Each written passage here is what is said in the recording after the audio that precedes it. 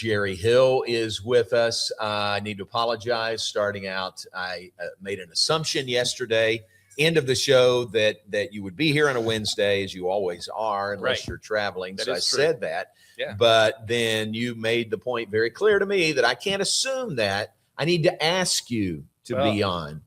I guess by now, John, it should be contractual. Like, this is my time. This is my day. Yes. And so I don't know. Sometimes I just have these weird thoughts, and you heard Garrett's reaction. Oh, I know. I was having a pity party. So, but Garrett, John, as he mentioned, literally got on his knees and was like begging me. And I did make him stay.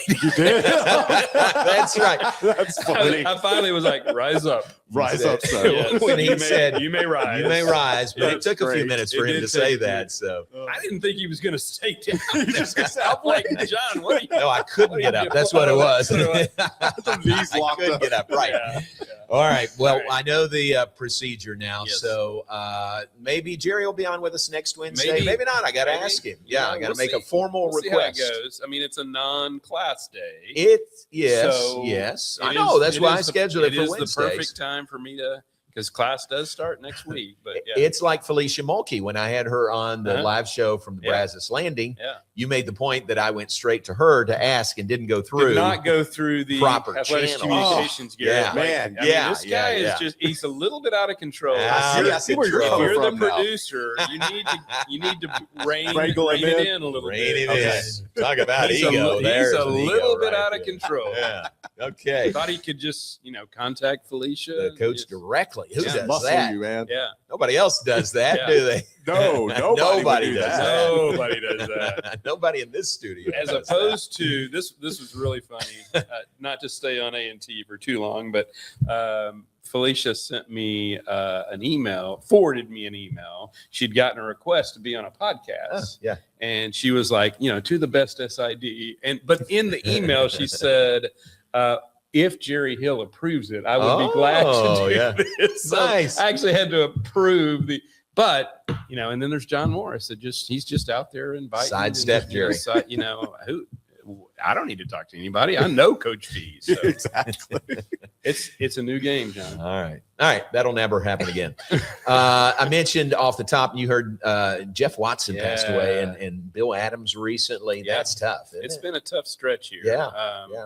I remember Jeff. I mean, man, an unbelievable high school player. And just like you said, he was so tough. I mean, he could take hits and just keep on going. And I do remember, not a lot of offense in that Alamo Bowl. Right. But, he just – and like you said, they kept bringing in guys and kept trying to beat him out and stuff. And, Jeff just stuck with it. He's one of those guys that, maybe if this portal and everything had been around – the way that they kept bringing guys in, maybe he leaves, but he stuck it out and, played all his time here. And boy, as we're getting older, John, it's funny that, when you mentioned that he was 50, I was like, there's no way Jeff Watson is 50. Oh, I know. Isn't that the truth? There is no way that guy is 50, but that's, you think about, even like David Wetzel, he's in his 50s now. So it's hard to believe. Yeah. And then Bill Adams, you mentioned him, very involved in Athletes in Action, very involved in like the Waco Summer Track program and all of that. I actually met him through, I don't know that you'd remember the name, John Robinson. John actually worked at the Trib for a little bit. And John introduced me to Bill and got to know him a little bit. And I want to say his group or he was involved with the Trib did like a Brazos River run or something at one point when I was first here, and Bill was involved in that too. I hated to see that. I know he had struggled health wise, but man, he did a lot for track in the Waco area, and he will definitely be missed. Yeah, definitely so. How about soccer? We got our first coaches show tonight. How about this? Michelle Leonard, Doug McNamee on the first show tonight. That's a pretty good leadoff. That's pretty good, isn't it? I don't know who planned that. Justin Hoff. Give Justin Hoff. That's a great start to the coaches show lineup this fall with Michelle coming off 2 huge wins. Now you take the risk of what if it hadn't started that way? But now you've got the team that's ranked number 6 in the country. How about that? Their coach coming in, and then Doug McNamee, obviously with all the fan first stuff and just all that he's done and the stuff that he's pushing and everything. I think it's a great time to have him on. Just almost. And was that a podcast or anything that you did with him with the state of the program? Yes, that's out now on Baylor Plus. Yeah, I saw it in the brew this morning. So I figured it was like a podcast type deal. But yeah, interested to see that. But you'll get some of that same stuff, I'm guessing, tonight. So I will be there. I'll be doing my hyping. Come on, Mr. Hype Man. I'll be doing my Baylor hyping and cheering and all that. So, and new for the coaches shows this year. This is a plus. This is an improvement. Oh, I did see that. Yeah. So we'll have Coach Aranda 6 times. He as he always has, he'll be on the week of Baylor home games. But then we'll have Coach Clanderman and Coach Spavital twice each, the coordinators. We've never been able to get them on the coaches show. Yeah. So I think they'll be great. No, I think that's a great addition. And then where I thought you were going, because I think it may have been when Dave Barnett is coming up, DJ. Yeah, the players, right. So I think that's cool too, just to kind of add to it and, maybe bring some more people in. Yeah. So I think those are all great additions to have for the coaches show. Very fun, freshen things As up. If John Morris isn't enough, right, Garrett? I mean, come on. Exactly. John Morris is enough. He is. You put him with a couple of coaches, that's a show. That's over. Yeah. When he was talking about the coaches show, and at one point he says something about, and the great host, and I thought he was talking about himself. He was talking about Rudy. Right? It's like, man, talk about an ego. That is funny. Great host. Oh, pick on me day. Rudy's I was talking about. Yes, I got that as the follow-up, but I was like, did he just say that? Great host? No, actually, my post was same old host, but new and improved coaches show is what it is. It's a great lineup and excited to see, like you mentioned, I think Coach Clanderman and Coach Spavital, those will both be great. So, looking forward to the lineup. So that begins tonight. The number 6 ranking by soccer, highest in program history. That's what I believe. I saw that maybe in his release. Maybe I could get with one of the previous soccer SIDs and see if he knows of Jonathan Hill. My son was the SID, I think maybe for both of their Elite 8 runs. Okay. So if there was any time that they would have been ranked higher, that would have been it. But I noticed that at the end of one of those years, they were number 9, which kind of makes sense. I think both years they were a little bit of an upset to get to the Elite 8. So, and I think they finished 15th last year after that run. So, but yeah, number 6. I know. That's incredible. Did you hear me say Colin asked me in the hallway, said, what do you think? Yeah. And I said, I don't know, 21. Yeah. He said 6. Yeah. That's great. I might have gone like high teens. Would you? Yeah. I never would have gone number 6 because you just don't see that. A team that's unranked. I don't remember if they were receiving votes or not, but like unranked to number 6 in the country. That's incredible. Yeah. And they're the highest ranked Big 12 team now too. That's right. A highest of, I think, 6 Big 12 schools. There were a bunch of them up there. Yeah. Because I remember BYU was up there, Kansas, TCU maybe. So Wow. Strong league. Yeah. Soccer plays at home again on Sunday. How about that crowd that they had out there? Really them and volleyball. And volleyball for an exhibition. Great crowd. So that's exciting. And, you hope that, when, Baylor goes and beats a top 10 team on the road, you hope that momentum builds. And it definitely did, with that crowd for that match against A&M. So that was great to see. And then volleyball, like I said, for an exhibition match, what a great crowd for that one. So maybe both of those were A&M. It was A&M. So A&M, factor that in. A&M kind of, I'm sure A&M brought some fans and stuff, kind of like they did for the Texas Sports Hall of Fame. Did we ever figure out if that was their bus? It was not their bus. Okay. It was the Texas bus with, what's his name, Corby Robertson. Oh yeah, the one that spoke for 45 Yeah, minutes. no, that was the Texas bus. Okay, Texas bus. I can't remember who told me that. Yeah. Maybe it was either Bruce or Jay from the Hall of Fame. Yeah. But there was, for that Southwest Conference luncheon, there was a bus out front. Yeah. And we didn't know who that was. I had seen it before, like maybe when I was coming in. Yeah. They had already dropped him off, but I had seen the bus, and I'm like, man, this is supposed to be a big Whole event. bus, yeah. whole bus. That was cool. That was So- really cool. But yeah, it was a great weekend, and hopefully, what a great way to start, the athletic season, John. I know. I mean, with the wins that soccer has had, Yeah. and the crowds for both of those. So let's just keep building on Keep that it momentum. going. Yeah, Exactly. absolutely. Speaking of that luncheon, we've got a big one next week. Our Yeah. lunch with a legend with Ricky Thompson. We're going to surprise Ricky. He thinks I'm hosting, but we're actually going to have you host. And wouldn't that Oh wouldn't my that gosh. throw a curve? He might not even come up to the stage. He might turn around and walk out. I would be like, and forthwith we'll have Ricky Thompson. Yeah. That would be so funny. Yes. Well, I told you, I kind of playfully went up and kind of tackled him after the kickoff luncheon with Randy White. And man, I think I surprised him a little bit, but he like went back at me, and my like chest and shoulder area were bruised. Oh no, really?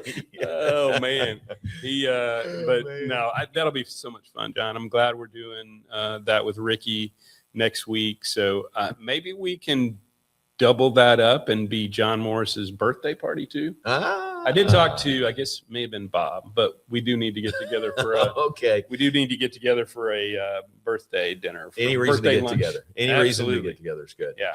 All right, so that is Friday week, the 28th, with our lunch with a legend with Ricky Thompson at the Hurd Tennis, not Hurd Tennis, but Hurd Welcome Center. Yeah. So make note of that. Yeah. Football. What are your thoughts? We heard from the running backs yesterday. Yeah, that was cool. I think that's a good group. I think it's kind of a sneaky good group. Yeah, you think about it, you thought maybe they do a drop off after losing Bryson, but I mean, you look at the depth in that room, and I think they're really good shape. Yeah. I mean, particularly with Dawson Pendergrass back, with the experience that Caden Knight and Michael Turner got, Mhm. and then you bring a guy in like Rylan Morris. I mean, he's tearing it up, as you mentioned. Mhm. I saw another one in one of the practices during camp where he kind of did the same thing. It was like there was a crowd. He kind of bounced through that and then just kept running. Mhm. And that was one of the things. I think it may have been Dawson that talked about it. Somebody asked him about, anything you were surprised by. And he did say his toughness, or maybe Keenan was talking about that too.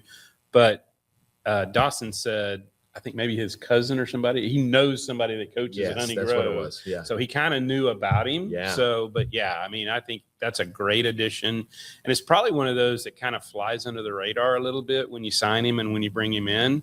But man, he's like 185 maybe. Yeah. He's not a huge guy, Right. but smaller guy, but very tough, very powerful. So I could see him being, a big part of that room, big part of that rotation. And Coach Hall talked about that. I don't think they're going to, well, he said they ran Bryson too much last year. So you don't want to put that many carries on any one person. And he said this has worked for him at different stops that he's been at. So he plans to use multiple guys and probably just rotate in, keep a fresh guy in there. Now, if he gets hot, you keep him in there. Right. But I think the ideal is to use 3, maybe even 4 guys and just keep rotating them in and use them that way. And maybe each one brings you something a little different. But I think the experience that Caden and Michael got is a big help. Dawson being back is a huge help.